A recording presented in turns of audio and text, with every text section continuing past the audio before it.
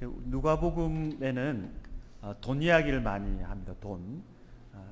예수님이 주로 이제 가난하고 또 힘이 없고 병들고 약한 사람들을 찾으러 오신 그 모습을 많이 보여주고 있습니다. 그런데 특이하게도 오늘 이 장면에는 돈 많은 부자가 나옵니다.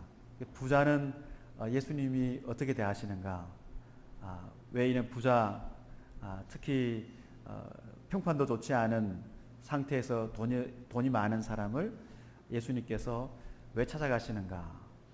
돈이 많으면 세상에 뭐 다른 데 기대지 않아도 되고 또 사람들에게 손을 벌리지 않아도 되고 돈이 있으면 사람이 가장 자신감을 갖고 큰 소리도 많이 치고 돈이 사람을 아주 강하게 하고 평안하게 하고 뭐 그렇게 한다고 생각할 수 있습니다. 그런데 이 돈 많은 삭개오라는 사람 속에도 우리가 알 수는 없지만 그런 뭔가 이렇게 간절한 마음이 있었고 예수님을 만나서 인생에서 엄청난 변화를 경험하는 그런 이야기입니다. 우리가 교회 어릴 때부터 다니신 분들은 뭐 삭개오, 키 작은 삭개오 이야기 엄청 많이 들었던, 잘 알고 있는 내용인데 오늘 이 이야기를 통해서 예수님의 사랑이 어떤 것인가 다시 한번 생각하는 그런 시간이 될 수 있기를 바랍니다. 본문에 나오는 삭개오는 부자 그리고 세리, 거기다가 세리장이었다 이렇게 이야기하고 있습니다. 2000년 전에 그 팔레스타인에 있었던 세리들은 로마에 이제 그 얼마만큼 우리가 세금을 바치겠다 할당을 받습니다. 그래서 거기서 자기가 일부를 먹고 일부를 로마에 바치는 사람, 지금으로 말하자면 매국노, 우리나라로 말하자면 매국노죠. 나라를 팔아먹는, 동족의 피를 빨아먹는 그런 사람이었기 때문에 이 세리와 접촉을 하면은 부정한 사람이 됩니다. 유대인들은 부정한 것을 아주 중요하게 생각을 했습니다. 그래서 부정하지 않은 사람, 정결한 사람들과 함께 정결한 음식을 먹는 것이 그들의 기본 생활 방식이었습니다. 이들은 더러운 사람들. 그래서 세리가 접촉한 어떤 물건에 손을 대게 되면 같이 더러워져서 세리와는 멀리 떨어져 있어야 되고 세리의 말을 믿는 사람은 없었습니다. 그래서 법정에서 증인으로 채택도 되지 않았고 또 누군가 가족의 일원을 이제 세리에게 결혼을 시키는 이것도 불가한, 세리는 아주 나쁜 더러운 사람이었습니다. 거기다가 세리장이었다. 이 성경에서 유일하게 지금 나오는 표현인데 세리장이었다. 그러니까 이 사람이 돈을 이제 거둔 사람 중에서도 가장 많이 거둔 사람이었기 때문에 사람들이 정말 싫어하는 그런 부류에 속했습니다. 거기다가 이 사람은 부자다. 세리장이었고 부자라는 것은 그만큼 동족을 괴롭혔다는 것이죠. 그렇게 해서 돈을 많이 긁어 모았기 때문에 부자였습니다. 예수님이 지나간다는 이야기를 삭개오가 들었습니다.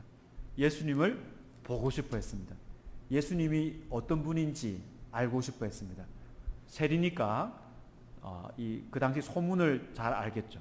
그래서 예수님에 대해서 어느 정도 들었는데 그런 예수님이라면 내가 한번 알아보고 싶다. 그런데 사람들이 길을 열어주지 않았습니다. 왜 이 사람에게 길을 열어주겠습니까? 지금 삭개오는 키가 작기 때문에 사람들이 길을 열어주지 않으니까 나무에 올라가야 되는데 이 나무가 흔히 이제 뭐 뽕나무다 이렇게 번역하기도 하고 최근에는 무화과 나무 이렇게 번역하고 있습니다. 우리 이제 뽕나무를 생각하면 뽕나무가 이렇게 높지 않잖아요. 근데 이게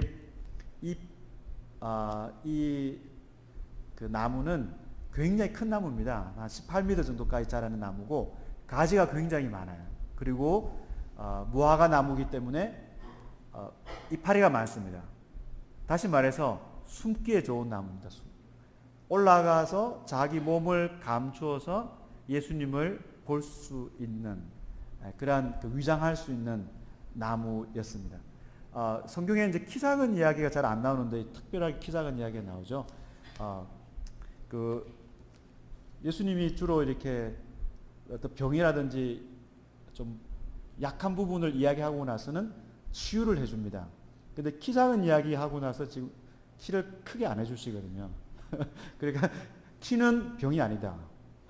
그래서 저도 뭐 키가 항상 제일 작은 축에 드는데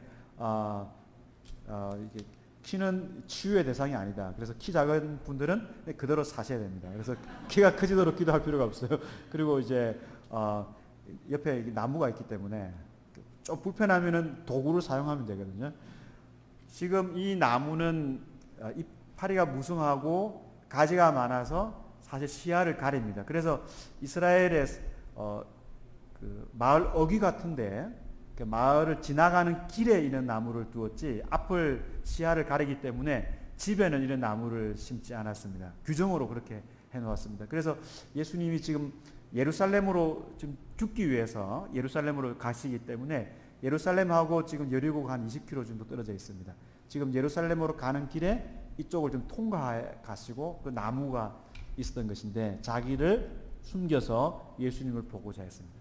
그런데 예수님이 삭개오를 먼저 보셨습니다. 삭개오야 내려오라. 내가 너의 집에 유하여 하겠다. 유하다는 단어가 숙박한다는 단어입니다. 숙박. 거기서 잠시 머물러 있겠다는 것이 아니고 거기서 먹고 자고 하겠다는 것입니다. 삭개오가 아주 기뻐서 예수님을 영접했습니다. 이 짧은 구절이 예수님이 누가복음을 통해서 우리에게 들려주시는 이야기들의 아주 중요한 핵심입니다. 예수님이 이 땅에 오신 목적이 무엇인가? 그것은 유하기 위해서, 숙박하기 위해서 왔다는 것입니다. 예수님이 이 땅에 오신 목적, 그것은 사실 요한복음 또 마태복음, 제가 이제 마태복음으로 박사를 했는데요. 마태복음도 그렇고 마가복음도 그렇고 사실 한마디로 요약하자면 우리 가운데 유하시기 위해서 오신 것입니다. 예수님이 이 땅에 오신 목적은 우리 가운데 유하시기 위해서. 사도 요한은 요한복음 1장 14절에서 우리 가운데 거하심에, 우리 가운데 어떤 장막을 치고 우리 가운데 거하셨다. 마태는 예수님이 우리 가운데 임마누엘 하셨다. 우리와 함께 하신다. 이야기를 합니다. 마가도 마찬가지죠. 마가도 예수님이 제 아들을 전도 여행 보낼 때 보내신 목적이 뭔가? 예수님과 함께 있게 하기 위해서 전도를 보내셨다라고 하고 있습니다. 예수님이 이 땅에 오신 목적은 우리 가운데 유하기 위해서 오셨다라는 것입니다. 예수님이 우리 가운데 숙박하시는, 우리와 마치 먹고 자고 이야기하고 이런 손님처럼 우리 가운데 유하시는, 이것이 우리에게 진정한 기쁨이 됩니다. 그래서 삭개오는 예수님이 유하겠다, 숙박하겠다라는 말씀을 하시자 크게 기뻐했습니다. 이 짧은 이야기, 예수님은 유하시고 유하시는 예수님을 만나는 사람은 기쁘고, 이것이 우리 신앙의 출발이고 과정이고 마지막이고, 우리가 죽어서도 똑같은 것을 경험하게 됩니다. 예수님이 여기서는 이제 유하다라는 표현을 쓰고 있는데 이 누가복음의 다른 표현들을 보면 예수님이 돌아보사, 하나님이 우리를 돌아보사라는 표현을 하고 있습니다. 한 가지 예로 누가복음 7장에 보면 나인성의 한 과부가 독자를 이제 잃어버리고 독자가 죽어서 예수님이 그 장례 행렬, 가장 슬픈 장례 행렬을 만나서 관에다가 손을 대시고 아이를 살려준 장면이 있습니다. 관에 손을 대면 부정하게 되는데 예수님은 예수님의 그 생명의 힘, 거룩함을 오히려 아이에게 주어서 아이가 살아났습니다. 그때 그 주민들이 한 이야기가 하나님이 우리를 돌아보셨다, 자기 백성을 돌아보셨다라고 이야기했습니다. 하나님이 자기 백성을 돌아보셨다, 이것이 신방했다는 뜻입니다. 우리나라 말로 번역하자면 우리를 신방하셨다. 이 신방하셨다는 표현이 하나님께서 이집트에서 애굽에서 400년 동안 고통을 겪고 있는 자기 백성을 돌아보셨을 때 이스라엘 백성들이 계속해서 반복해서 사용했던 말이 하나님이 우리를 돌아보셨다입니다. 바로 신방했다라는 단어입니다. 하나님이 우리를 보고 계시고 우리를 잊지 않으시고 우리를 드디어 신방하셔서 신방하셨기 때문에 아이가 살아나고 신방하셨기 때문에 우리 민족이 구원을 받았다. 이 신방했다라는 표현, 이것이 바로 누가복음을 통해서 우리에게 들려주시는 하나님의 찾아오신 이야기입니다. 그러니까 지금 예수님께서 똑같이 삭개오의 집에 신방하시는, 유하시는 장면을 이야기합니다. 예수님이 유하시고 잠시 떠나는 것 같지만 그 삭개오의 집에 유하시면서 대화하시고 함께 교제하시는 그것이 예수님에게도 기쁨이고 삭개오에게도 감격입니다. 그러니까 우리 가운데 유하시는 것은, 우리와 함께 하시는 것은 우리를 구원하는 방식이면서 그것이 구원의 목적입니다. 예수님께서 삭개오의 집에 유하신 것이 사실 그 8절에 보면은 삭개오가 변화를 경험하게 되는 계기가 됩니다. 예수님이 유하셨기 때문에 8절에 보면은 예수님이 무슨 말씀하시냐면 오늘 이 집에 구원이 이르렀다 이렇게 말씀하십니다. 오늘 이 집에 구원이 이르렀다. 예수님이 구원을 주시는 분이죠. 예수님이 그 집에 유하시는 그것이 삭개오에게는 구원입니다. 예수님이 삭개오가 뭐 선한 사람이 아니었고 또 그의 재산을 다른 사람들에게 평소에 나눠준 사람도 아니었는데 예수님이 유하셨기 때문에 삭개오에게 구원의 감격이 일어나서 이 감격을 주체할 수 없으니까 사람들에게 자기의 재산을 나눠주는 걸로 마음이 변화가 됩니다. 예수님이 유하심으로써 한 사람이 구원을 받게 되는 것입니다. 10절에서는 예수님이 인자가 잃어버린 자를 구원하러 왔다. 수군거리는 사람들에게, 비판하는 사람들에게 예수님이 그 말씀하셨습니다. 삭개오가 볼 때는 내가 예수님이 누군가 보기 위해서 내 몸을 감추고 나무 위에서 예수님을 보고 있었는데 예수님이 하신 말씀은 인자가 잃어버린 자를 찾으러 오셨다. 이 집에 잃어버린 자가 있기 때문에 내가 삭개오를 먼저 알았고 잃어버린 삭개오를 찾으러 이 집에까지 신방을 온 것입니다. 잃어버린 자를 찾으러 오신 예수님의 그 신방이 삭개오 잃어버린 자를 구원한 것입니다. 예수님이 우리 가운데 먼저 오셨기 때문에 우리에게 구원이 주어진 것입니다. 그런데 예수님이 삭개오의 집에 신방을 하셔서 그 집에 유하시는 그것이 그 자체가 삭개오에게 기쁨이 되는 것입니다. 예수님이 우리와 함께 하심으로써 우리를 구원하시고 그리고 우리와 함께 하시는 것이 예수님의 기쁨입니다. 예수님이 잃어버린 자를 찾으러 오신 이야기를 세 가지 비유로 전해주신 내용이 있습니다. 누가복음 15장에 세 가지 이야기가 나옵니다. 첫 번째 이야기는 어떤 목자가 양 100마리를 두고 있었는데 한 마리가 길을 잃었습니다. 그래서 목자가 양 한 마리를 찾아가지고 너무 기뻐서 어깨에다가 메고 목을 끌고 이렇게 오는 줄을 매가지고 데리고 오는 것이 아니고 뭐 어깨에다가 메고 오면서 너무 기뻐하는 거죠. 잃어버린 양을 찾았기 때문에 그냥 99마리 양은 그냥 머리에 아무 생각이 없어요.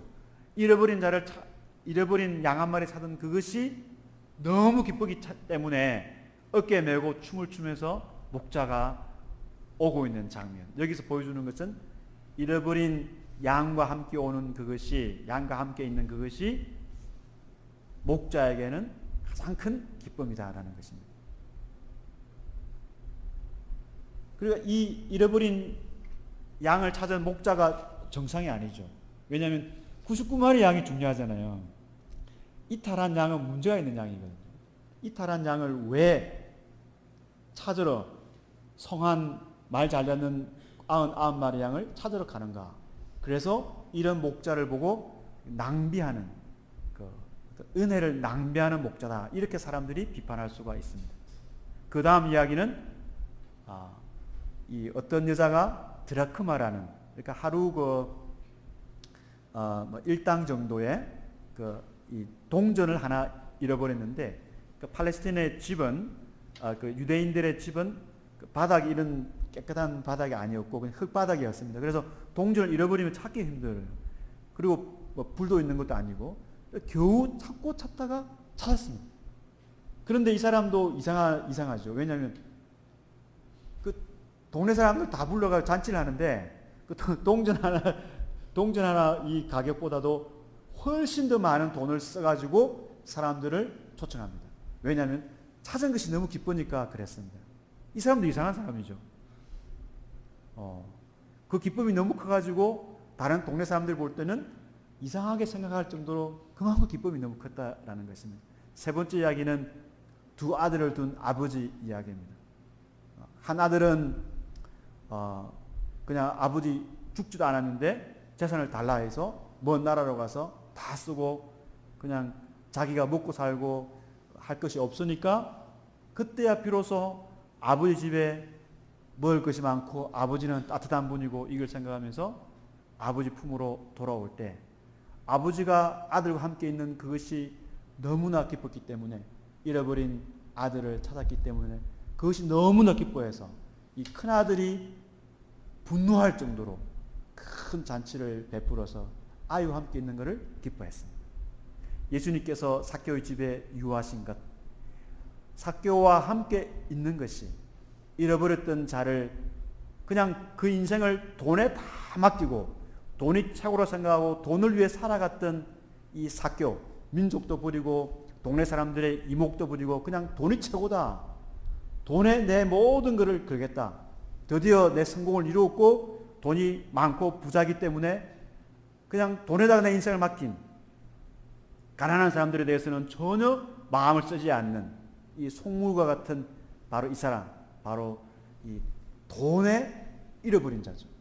이 자를 예수님께서 찾으러 오셔서 그와 함께 하심으로써 그를 구원하시고, 이것이 바로 예수님에게는 큰 기쁨이라는 것입니다. 예수님이 왜 삭개오의 집에 유하겠다고 하셨는가? 유하시는 그것이 예수님에게는 기쁨이었기 때문입니다. 그저 한번 방문했다가 떠나는 것이 아니고 그와 함께 영원히 함께 있는 것이 예수님의 기쁨이고, 그 예수님을 맞이한 삭개오는 구원을 경험하고 그에게도 기쁨이 있는 것입니다. 우리가 신앙생활을 이렇게 이제 하면 할수록 예수님과 함께하는 그 기쁨이, 예수님이 정말 나와 함께 하시는구나, 내 인생에 예수님께서 신방 오셔서 나와 함께 유하시는구나, 이거 우리가 뭐 어릴 때부터 다니는 사람도 다 아는, 이 모르는 사람은 교회 안 다니는 사람은 뭐 다 알잖아요. 그러나 이것이 진정 우리에게 기쁨이 되고 그것이 또 예수님에게 기쁨이 되는 것입니다. 예수님이 우리와 함께 유하신 그것이 예수님에게 기쁨이 되는 것입니다. 그것이 우리에게 기쁨이 되고 그것이 우리 신앙의 목표입니다. 예수님이 우리 가운데 유하시는 것은 구원을 주시는 방식이고 그것이 구원의 목표인 것입니다. 우리가 길을 가든지 우리 운동을 하든지 우리가 무엇을 하든지 예수님이 우리 인생 오늘 이 순간에 나와 함께 유하고 계신다. 이것을 우리가 새롭게 할 때 우리 마음속에 기쁨이 있고 어려운 가운데서도 내 마음에 위로가 되고 내 마음에 평안이 오고 감격이 있는 것입니다. 이것을 놓치게 될 때 그것이 예수님에게 슬픔이 되고 우리 가운데도 신앙생활에 있어서 권태가 옵니다. 권태. 삭개오가 예수님이 유하시는 것을 통해서 마음에 자기가 의도하지 않은 큰 변화를 경험합니다. 그것은 소유의 절반을 주겠습니다. 그리고 내가 사람을 억압해서 뺐으면은 4배를 갚겠습니다. 이때까지 억압을 했다는 거예요. 강제로 집행을 해가지고 사람을 이렇게 돈을 뺏고자 했다는 것입니다. 가난한 사람들에게는 사실 돈 많은 이만은 이게 크죠. 그래서 이 돈을 강제로 이렇게 스스로 내기가 힘들죠. 그렇기 때문에 세금 받는 사람은 강제로 집행을 했습니다. 제가 이제 유학을 다녀와서 처음에는 그게 학교 자리가 안 잡힙니다. 그래서 한 3년 정도 이렇게 이곳저곳 강의를 하고 다녔는데 방학 때 이제 강사들은 월급이 안 나와요. 학교가 없으니까. 국민연금 내기가 힘들더라고요. 근데 국민연금이 끝까지 추적을 해가지고 돈을 받는데 화가 났습니다. 국민연금이 이게 세금도 아닌데 왜 돈을 받느냐. 그래서 깎아주더라고요. 그래서 깎아주어서 돈을 내기로 했는데 그때 이런 심정이 있었습니다. 와, 끝까지 추적을 해가지고 돈을 받는구나. 국민연금이. 그러니까 돈을 내기 힘든 사람들, 이런 사람들을 아주 강압해가지고 돈을 뺏어내는 일. 이것이 국민연금이 아니고 이 세리가 했던 일이죠. 그런데 자기가 그렇게 했는데 이제는 만일 그런 일이 있으면은 앞으로는 내가 4배를 갚겠다. 율법에서 정한 것보다 훨씬 많은 것을 갚겠다는 거예요. 거기다가 소유에, 이건 뭐냐면 자기가 번 돈이 아니고 자기 재산의 절반을 주겠다. 이 엄청난 일입니다. 여러분 부자 우리 이재용 부회장이 자기 삼성의 재산을 절반을 주겠다. 절대 일어날 수 없는 일이죠. 예, 절대 일어날 수 없어. 오히려 남은 것의 절반을 더 뺏었지 줄 수 없습니다. 이게 부자들의 이제 기본 이렇게 이제 나쁜 의도로 돈을 버는 사람들의 기본 생각이죠. 절대로 내 것을 줄 수가 없죠. 그런데 절반을 주겠다. 이거는 엄청난 변화가 있었던 것입니다. 왜? 바로 예수님이 이 장면을 보고 비판하는 바리새인들에게 주신 말씀에 나오죠. 오늘 이 집에 구원이 이르렀다. 내가 이 집에 유함으로써 이 사람이 구원을 받았고 구원을 받은 표로서 마음에 엄청난 변화가 일어난 것을 말해주고 있습니다. 여러분 구원이 무엇이겠습니까? 구원. 예수님께서 우리 가운데 유하심으로써 우리가 해방을 받는 것, 이것이 구원입니다. 사람들은 태어나면서부터 살아가면서 저마다 누군가의 속박을 당해 있습니다. 세리장은 돈의 속박을 당한 것입니다. 자기는 돈을 소유한다고 생각했지만 사실은 돈의 소유가 된 것이죠. 돈의 종이 된 것입니다. 이 돈의 노예에서 예수님이 해방을 시켜준 것입니다. 그의 모든 죄에서 예수님께서 구원을 해 주었습니다. 그랬을 때 그 감격이 이렇게 재산의 절반을 베푸는 걸로 나타나게 되었습니다. 한마디로 말하자면 마음에 가난한 사람들을 불쌍히 여기는 마음이 생긴 것입니다. 그 전까지는 돈이 있거나 없거나 사람들을 대할 때 돈을 이렇게 세금을 거둬야 되는 대상으로 생각을 했습니다. 특히 세금을 많이 못 내는 사람, 가난한 사람은 돈을 안 내려고 하니까 이런 사람은 독촉하고 그냥 닥달해야 되는 대상으로 생각했을 것입니다. 그런데 가난한 사람들에 대한 태도가 바뀐 것입니다. 가난한 사람들은 불쌍하다. 가난한 사람들은 돈이 없기 때문에 특히 당시에는 그랬죠. 더 심했죠. 도움이 필요하다는 마음이 그 마음속에 생긴 것입니다. 이것이 바로 사교육에 일어난 놀라운 변화입니다. 예수님의 구원을 받은, 예수님이 우리 가운데 유하시는 은혜를 경험한 사람의 가장 먼저 나와야 되는 반응이면서 예수님을 우리가 다시 만날 때까지 우리 마음속에서 계속 식지 않고 불타야 될 마음이 바로 불쌍히 여기는 마음입니다. 중세의 그 수도승들이 가장 무서워했던 문제가 있었습니다. 그것은 바로 권태입니다. 권태가 뭐냐면 사람들에게 관심이 없는 것입니다.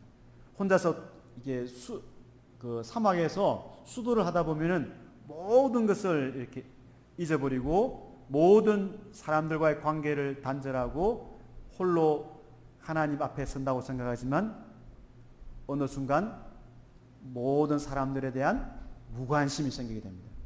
이것은 초연해지는 것이 아니고 대단히 무서운 병입니다. 그래서 수도 4세기 5세기에 기독교 수도하던 사람들은 이 병을 가장 무섭게 생각했습니다. 우리 기독교 이렇게 예수님을 믿는 사람들에게 있어서 가장 큰 두려운 문제는 우리 마음 속에 생기는 권태, 냉담함입니다. 냉담함. 교회를 다니고 예수님을 믿고 살아가면서 마음 속에 냉담해지는 것. 그래서 사람들이 기도 제목을 제시하고 어려움을 호소하는데도 내 마음이 냉담해지는.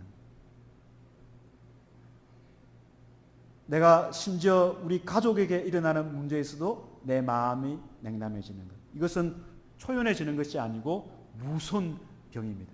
바로 예수님께서 잃어버린 내 인생을 찾아오셔서 나 같은 사람을 불쌍히 여기고 나와 함께 하신 그 예수님의 은혜를 우리가 누리지 못할 때 이는 냉담함이 생깁니다.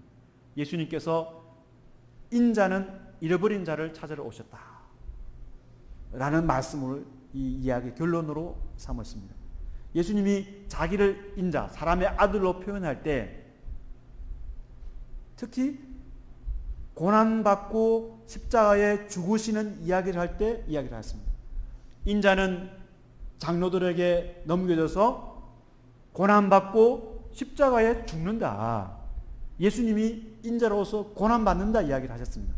그러니까 예수님께서 잃어버린 자를 찾으러 오신 인자라는 뜻은 예수님이 잃어버린 자를 그냥 아무 감정 없이 이 사람을 택해서 부르는 것이 아니고 예수님이 지금 예루살렘으로 올라가셔서 고난받고 특히 십자가에 죽으심으로써 철저한 버림을 받음으로써 그 희생을 통해서 한 사람 잃어버린 자를 찾으시는 이야기를 하시는 것입니다. 인자가 잃어버린 자를 찾으러 오셨다. 고난받음으로써 십자가의 죽음으로써 하늘의 영광을 갖고 계셨던 그 하나님이 이 땅에 내려오셔서 비참하게 벌거벗긴 채로 수치를 대신 당함으로써 잃어버린 자를 찾으러 오신 것입니다. 잃어버린 자를 찾는 목자는 결코 그냥 아무 희생 없이 잃어버린 양을 찾거나 잃어버린 자를 찾는 것이 아닙니다. 예수님은 모든 수치를 겪는 고통을 통해서 잃어버린 자 한 사람을, 저와 여러분 한 사람을 찾는 것입니다. 이 감격이 예수님이 나 같은 사람에게 임하셔서 지금 나와 함께 하시는 이 예수님은 우리가 빌립보서 아까 교동문 읽은 것처럼 하늘의 모든 영광을 버리고 이 땅에 희생하신 분이다. 나 한 사람을 회복하기 위해서. 이 은혜를 알 때 우리 마음속에 뜨거운 마음이 생기게 됩니다. 그래서 냉담함이 아니라 삭개오처럼 그전에 전혀 무관심했던 사람들에 대해서 긍휼이 불타는 마음이 생기게 되는 것입니다. 사랑하는 우리 이담교회 교우 여러분, 예수님께서 저와 여러분 한 사람 한 사람 인생 가운데 유하기 위해서 오셨습니다. 예수님은 유하기 위해서 오셔서 잠시 머물다 가시는 분이 아니라 우리 인생 끝날 때까지 우리와 함께 유하십니다. 이것이 우리가 하는 일에 푹 빠져가지고 살 때는 잘 모릅니다. 그러나 어느 일이 생겨서 어떤 계기 때문에 정말 예수님을 다시 찾게 되는 순간에 예수님이 우리 가운데 계속 거하시면서 내 인생을 찾으러 오셔서 희생하셨던 그 사랑으로 나와 함께 하시는 것을 우리가 다시 한 번 더 발견하게 됩니다. 그때 우리 마음속에 냉담했던 마음속에 따뜻한 마음이 이웃에 대한, 가족에 대한, 또 사람들에 대한, 교우들에 대한 따뜻한 마음이 생기게 되는 것입니다. 우리가 어떤 그러한 사건을, 계기를 통해서뿐만 아니라 우리가 일상생활 속에서 어떤 경우에는 한 시간 동안 우리가 운동을 이렇게 산책을 하고 조깅을 하고 하면서 그 순간 우리가 기도하면서 정말 예수님께서 내 인생 가운데 유하시는 것을 내가 고백하고 예수님께 기도하는, 그러면서 예수님과 내가 늘 함께 있으면서 그 기쁨이 우리 가운데 넘쳐나기를, 예수님께서 원하시는 것입니다. 예수님께서 우리 가운데 신방 오셔서 우리와 함께 먹고 마시는 그거를 하기를 원하시는 이야기를 사교 이야기를 통해서 들려주십니다. 기도하겠습니다. 예수님 하늘에